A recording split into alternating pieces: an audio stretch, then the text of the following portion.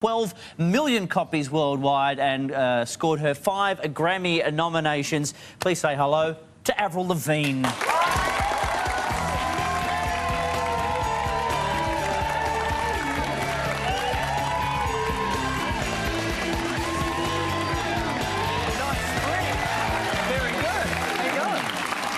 Have a seat, or a jelly bean if you'd like one as well.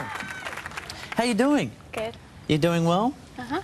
Now, tell me a little bit about this Ferris wheel incident that I've heard about, Avril Lavigne. You probably heard that me and my guitar player, Evan, we were on a Ferris wheel, and we were in one cart, and there was a cart behind us that had, like, I don't know, my security guard and, like, some other people, and we hit, like, a certain spot where, like, our window met their window, so we, like, yanked our pants down and made them. As you would do. Did they recognise you? Well, not from just, that's Avril Lavigne's cheeks. But just before that, did they recognise who you were? Mm-hmm. So are you worried about anyone printing anything or selling their stories? That was so long ago anyway. Now, I'm interested to know a little bit about your upbringing, because you actually, when you were younger, used to sing a lot of gospel. Is that true? That's where I got my start, was in church, and kind of branched out from there after. But I went to, I grew up going to church, and that's where I sang my first solo. So does that mean you've always wanted to sing from a very young age? Were you the kind of kid who sung into a hairbrush, that kind of thing? Yeah, totally. Like, I'd always, like, jump up on my bed and be, like, singing, and I totally did the hairbrush thing, yeah. What was your favourite song to mime to? I was really into, like, the Beach Boys when I was younger, so danced around to that. I was a big fan of Footloose by Kenny Loggins. Do you think less of me because of that? No. Oh, good. So, coming from a religious family, does that mean that your parents were quite protective of you when you were younger? Yep. My parents were very protective. I wasn't allowed to, like, go to parties or anything like that, even when I got into high school.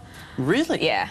Was that hard when you were in high school, if you weren't allowed to go to the parties? Were you a bit on the outer because of that? So I'd have to, tell my mum I was sleeping over at my girlfriend's house and then sneak out. So well, you were only in a small town, 5,000 people, in Canada. Did people used to know when you were sneaking out, or was it a small enough town that you'd get busted? It was actually pretty small. If you were doing something and someone saw you, they'd, like, go tell someone, and then the whole town knew. So did you ever get caught, ever get in trouble? I got in a lot of trouble. I got caught for everything. Except for, like, a few things, but most things I got caught. And the things you didn't get caught for are best left quiet, probably. Yeah. Yeah. Well, I'm interested to know then, from your upbringing, from your background, how did you get to be where you are now, with the look you've got now, which is, it's very tough, it's very rock. How did that come about? Was it an intentional thing, or was it just, is it just a stage you're going through in your life? Me growing up and becoming my own person, and just because I was brought up in a Christian home doesn't, mean that I'm going to be like this kid with strict morals. I mean, I have morals, but, I grew up to be my own person. And well, how do you feel about this whole anti-Britney tag that keeps getting bandied about a bit? Not just for you, but for all these other performers as well. It's kind of weird. I mean, I did say a couple things better in the beginning, but, I mean, I don't really consider myself to be an anti-Britney, but, it's just kind of a label that the media is sticking on me, just like they like to do. That's what the media does. Because you are only 18, have you found it tough getting into, I mean, obviously all you want to do is perform. Do you find it hard doing the talking that has to come with the singing?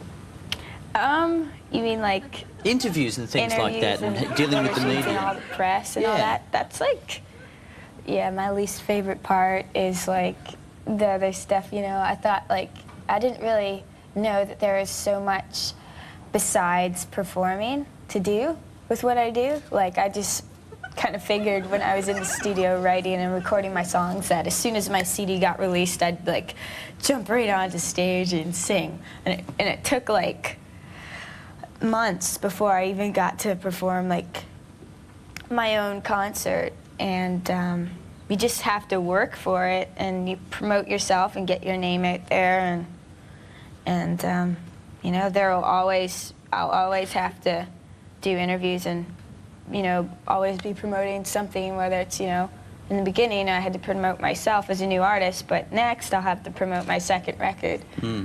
So you can't really get away from it, but... And now you're here in Australia, and I know the one thing you wanted to do while you got here was see a koala. Did you actually get to do that? We wanted to see koalas and kangaroos. Yes, we went to the zoo, but it wasn't good enough. We didn't get to hold them, and my band and I, we want to be able to hold a koala bear. Well, that's what we thought would happen, which is why we've got one with us right now. Oh my God! His name is Don the koala. This is Todd, and we've actually got one, so you can actually get up close and touch one. Because you weren't allowed to touch one when you were at the zoo. Is that correct? No. Oh my God. This is Don. Say hello to Don. Want to give me a scratch? This is Todd the keeper. This is Don the koala. Because you're like me, you are a bandit for nature documentaries and animals, aren't you? God, it's so cute. It is.